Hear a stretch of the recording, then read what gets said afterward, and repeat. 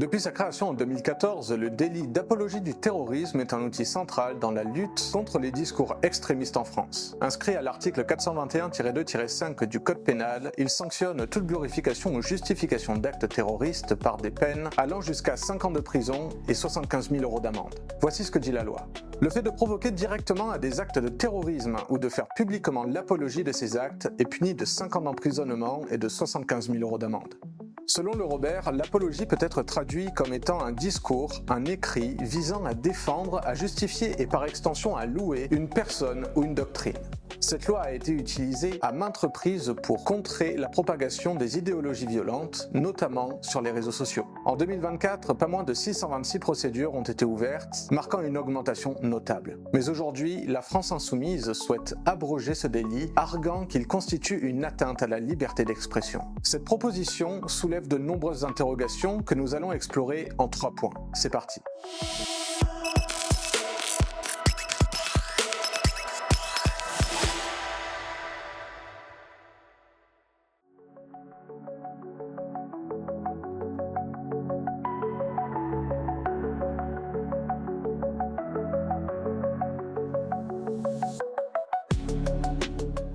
Le délit d'apologie du terrorisme a été introduit dans un contexte d'urgence sécuritaire en novembre 2014. Selon le ministère de la Justice, cette loi vise à endiguer la propagation de messages extrémistes, notamment en ligne, qui pourraient encourager de nouveaux passages à l'acte. Ce cadre législatif a permis des interventions rapides pour des propos jugés dangereux, en particulier sur les réseaux sociaux. Par exemple, le pôle national de lutte contre la haine en ligne a traité plus de 278 dossiers liés à l'apologie du terrorisme au début de l'année 2024, montrant l'importance croissante de ce dispositif. Cependant, ce texte est critiqué pour son manque de clarté. Ses détracteurs, dont LFI, affirment qu'il ouvre la porte à des interprétations trop larges et pourrait conduire à des poursuites abusives, ciblant notamment des opinions politiques ou maladroites.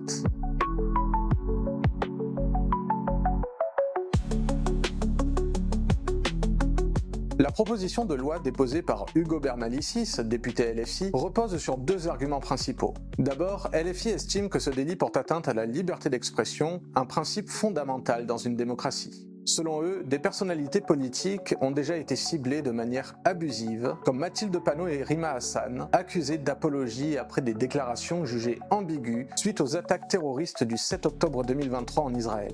Ensuite, LFI propose de remplacer ce dispositif par un retour au cadre de la loi sur la presse de 1881 qui encadre déjà les abus liés à la liberté d'expression. Ce système moins répressif permettrait selon eux de mieux protéger les droits fondamentaux tout en sanctionnant les discours incitant à la violence. Mais cette position divise, car elle soulève un risque, celui d'affaiblir les moyens de lutte contre la radicalisation, en particulier dans l'espace numérique où les idéologies violentes prolifèrent rapidement.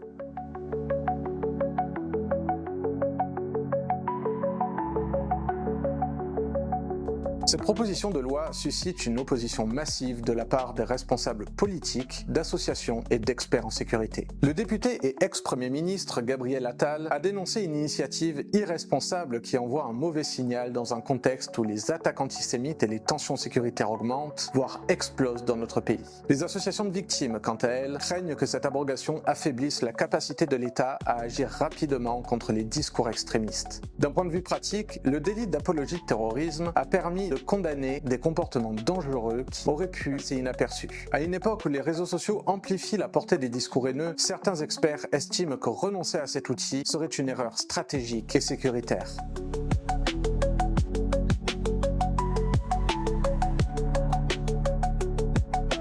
L'abrogation du délit d'apologie du terrorisme soulève une tension cruciale. Faut-il privilégier la protection des libertés fondamentales au risque de réduire notre vigilance face aux discours extrémistes et violents ? D'un côté, les défenseurs de cette abrogation mettent en avant les risques d'abus dans l'application actuelle de la loi. De l'autre, ses opposants rappellent que ce dispositif est une barrière essentielle contre la radicalisation et un outil indispensable dans la lutte antiterroriste.